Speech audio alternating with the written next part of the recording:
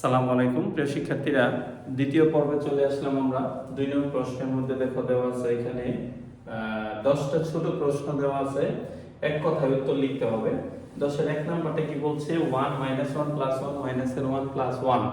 এইটার কি বলেছে, ধারাটির সাধারণ অনুপাত কত? তাহলে সাধারণ অনুপাতটা এটা হবে -1 পাওয়ার হচ্ছে n-1। অর্থাৎ এটা কিভাবে হয়, যদি আমি n কে যে কোনো স্বাভাবিক সংখ্যার কথা চিন্তা করি, ধরো একবার বসালাম -1 এর পাওয়ার 1 - 1 = -1 এর পাওয়ার হচ্ছে 0, কোনো কিছুর পাওয়ার 0 মানে 1, তাহলে এই প্রথম পদ পেয়ে গেলাম।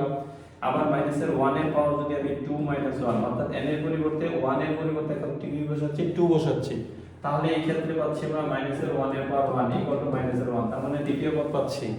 n এর মান যদি আমার -1 এর পাওয়ার 3 - 1 বসাও, n এর পরিবর্তে 3 বসাইলাম, তাহলে হচ্ছে -1 এর পাওয়ার স্কয়ার। এখন পাচ্ছি -2 + 2, তাহলে আবার প্লাসের 1 পাচ্ছি, প্লাসের কত পাচ্ছি আমরা 1 পাচ্ছি। তার মানে এইভাবে যদি আমরা এই n এর পরিবর্তে 1 2 3 4 5 এভাবে বসাতে থাকি, তাহলে এক এক করে আমরা এই পদগুলো পেয়ে যাব। এই কারণে এটা সাধারণ অনুপাতটা হচ্ছে -1 n-1, এটা হবে উত্তর। ঠিক আছে, পরবর্তীতে দেখো খ নাম্বার প্রশ্নটা কি বলছে, 3 + x + y + 81। এভাবে যেতে যেতে x সমান কত, x মানে দ্বিতীয় পদটার মান বের করতে বলছে। তাহলে এটা প্রথম পদ আর এটা যেহেতু এটা বলে দিছে এটা একটা গুণোত্তর ধারাভুক্ত, তাহলে এখানে প্রথম পদ কত আছে, প্রথম পদ আছে a = 3। আচ্ছা, তারপরে 1 2 3 4 চতুর্থ পদ আছে কত, চতুর্থ পদ হচ্ছে 81। তাহলে বা চতুর্থ পদের একটা সূত্র জানি আমরা, a⁴ - 1 = 81। তাহলে এখান থেকে হবে এর মান ধরো 3 ইনটু আর এর মানটা জানি না, 4 থেকে 1 বাদ দিলে 3 হচ্ছে 81। তার পরবর্তীতে যদি আমরা যাই, তাহলে এখানে 3 গুণাকার আছে, ওই পাশে হবে ভাগ 81 ভাগ হচ্ছে 3, এটা দিয়ে কাটলে হচ্ছে 27, r³ = 27 বা r³ হচ্ছে 3³ অতএব r এর মানটা পেয়ে গেলাম আমরা কত, 3। যেহেতু r এর মানটা আমরা 3 পেয়ে গেলাম, একটু খেয়াল করো, তাহলে এই ক্ষেত্রে আমাদের r এর মানটা যেহেতু আমরা কি পেয়েছি, আমরা 3 পেয়েছি, তাই না? এখন আমরা কি করব, এই দ্বিতীয় পদ বের করব। অতএব দ্বিতীয় পদটা হচ্ছে ar2 - 1 = কত হবে, 2 - 1 এর মান 3 ইনটু আর এর মান 3 3 পাওয়ার হচ্ছে 2 - 1 মানে 1। আচ্ছা, = 3 × 3 = 9 হবে। অর্থাৎ এখানে অ্যানসারটা হবে কি 9। পরবর্তীতে প্রশ্ন অনুযায়ী সমীকরণ জোট, অর্থাৎ গ নম্বর প্রশ্নটা কি বলেছে, দুইটি সরল সমীকরণকে একত্রে কি বলা হয়, এটাকে সমীকরণ জোট বলে। তারপরে ঘ নম্বর 3x = এত যদি হয়, দেখো এখানে দুইটা সমীকরণ আছে, এই দুইটি সমীকরণের সমাধান কত হবে। তাহলে এটা কয়েকটা পদ্ধতি আছে, অপনয়ন আর গুণন প্রতিস্থাপন, যেটা দিয়ে করতে পারো। এটাকে যদি আমরা কি বলে অপনয়ন পদ্ধতিতে করি তাহলে খুব সহজ হবে। যেমন 1 নংকে কি দিয়ে গুণ করব, এই 5 দ্বারা 1 নংকে সবগুলোরে গুণ করে দেই, তাহলে 3 হচ্ছে 15x + 5 × 10y = হচ্ছে 5 15 75। 2 নংকে এই 2 দ্বারা এই 2 নং সবগুলোকে গুণ করব, 2 2 × 4 4x + 10y = 20। এখন যদি আমি বিয়োগ করি, চিহ্ন পরিবর্তন হবে, হওয়ার পরে 10y কাটা, এখানে বিয়োগ করলে থাকে হচ্ছে 11x, আর এইখানে বিয়োগ করলে থাকে হচ্ছে 55। তাহলে অতএব x এর ইকুয়াল হচ্ছে কত, 55টা বোঝা যাচ্ছে না যেহেতু আমি 55টা আবার লিখতেছি।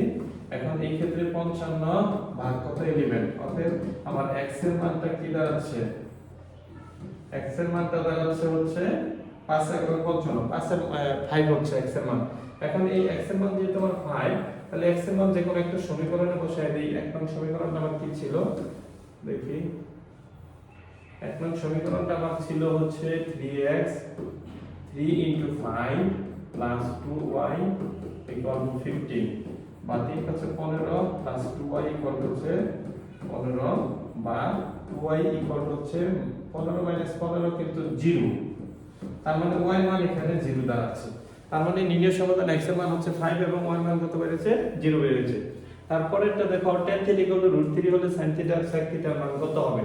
তাহলে যেহেতু আমার tan θ = আছে √3 tan কত ডিগ্রি মান, tan 60 মান, তাহলে tan 60 ডিগ্রি মান হচ্ছে √3। তাহলে এই ক্ষেত্রে আমরা যদি লিখি থিটা ইকুয়াল টু কত 60 ডিগ্রি, তার মানে থিটা মান পেয়ে গেলাম। ওইখান থেকে অতএব প্রদত্ত রাশি আমি কি বসাবো sin 60 and sec 60 sec 60।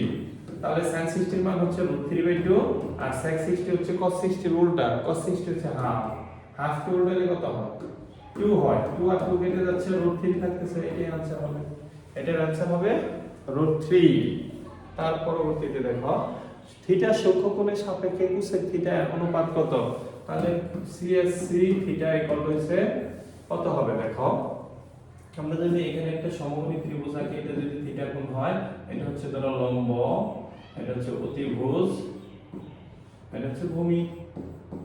তাহলে এখান থেকে থিটা যদি সূক্ষ্মকোণ হয় তার সাপেক্ষে এটার অনুপাত কত হবে, এটার অনুপাতটা হবে তোমার কোসেক থিটার অনুপাত হবে সাইনের উল্টা, সাইন সমান কত লম্ব বাই অতিভুজ, তাহলে অতিভুজ বাই কত হবে লম্ব হবে। এটা লিখতে পারো কোসেক থিটা সমান CSC থিটা এর অনুপাত কত, অনুপাত হচ্ছে অতিভুজ বাই লম্ব। তার পরবর্তী প্রশ্নটা কি বলেছে দেখো tan থিটা সমান এত, এই যে কোঅর্ডিনেটে যেতে হবে, কোঅর্ডিনেটে যদি যাই আমরা তাহলে এটাকে আমরা লিখব tan 2 * 90 প্লাস থিটা। এখন কোঅর্ডিনেটের হিসাব করতে গেলে এটা হলো ফার্স্ট সেকেন্ড থার্ড 1 2 3 4 চারটা কোঅর্ডিনেট। এখন যেহেতু এটা প্লাস, আগেরটা কিন্তু ছিল মাইনাস, আগেরটা যেহেতু মাইনাসে ছিল ঘড়ি কাঁটার দিকে ঘুরছি, এখন যাব ঘড়ি কাঁটা উল্টা দিকে। এখানে 90 দুইটা আছে, তাহলে একটা দুইটা দিয়ে আবার প্লাস থিটা মানে তৃতীয় চতুর্ভাগে আসলো, তাহলে থার্ড কোঅর্ডিনেটটা কিন্তু 10 এর জন্য পজিটিভ, এই কারণে 10 এর হয়ে গেল পজিটিভ এর এবং থিটা হয়ে গেল, এটাই आंसर, tan থিটা आंसर হবে। পরবর্তী প্রশ্ন হচ্ছে কেন্দ্রীয় প্রবণতা কাকে বলে। পরিসংখ্যানের উপাত্তগুলো মানের ক্রমানুসারে সাজালে মানে কোনো একটা মানের কাছাকাছি কোথাও কি হয় পুঁজিভূত হয়, এই পুঁজিভূত হওয়ার এই প্রবণতাকে কেন্দ্রীয় প্রবণতা বলে, এটা বইয়ের মধ্যে সংজ্ঞা আছে, এখান থেকে শিখে নেবা। তার পরবর্তী প্রশ্ন হচ্ছে ডিগ্রি ও মিনিটের মধ্যে সম্পর্ক কি। আমরা জানি 1 ডিগ্রি সমান কত 60 মিনিট, 1 ডিগ্রি সমান 60 মিনিট, এরই সম্পর্ক। কোন শর্তে একটি দ্বিঘাত সমীকরণের কোনো বাস্তব মূল থাকে না। দ্বিঘাত সমীকরণের আদর্শ সমীকরণটা হচ্ছে ax² + bx + c = কত 0। এটার একটা নিশ্চয়ক আছে, এটা নিশ্চয়কটা হচ্ছে d = b² - 4ac। এই নিশ্চয়কের মানটা যদি 0 থেকে ছোট হয় তাহলে তার কোনো বাস্তব মান থাকে না, অর্থাৎ কন্ডিশনটা উত্তরটা হবে এটা b² - 4ac < 0, অর্থাৎ 0 থেকে যদি এটার মান ছোট হলে কি থাকে না, এর কোনো বাস্তব মূল থাকবে না, বাস্তব মূল থাকে না। এই তো হচ্ছে আমাদের 10টা প্রশ্ন হয়ে গেল। আশা করতেছি তোমরা সকলে বিষয়টা বুঝতে পেরেছো। তো সকলে ভালো থাকো, আল্লাহ হাফেজ।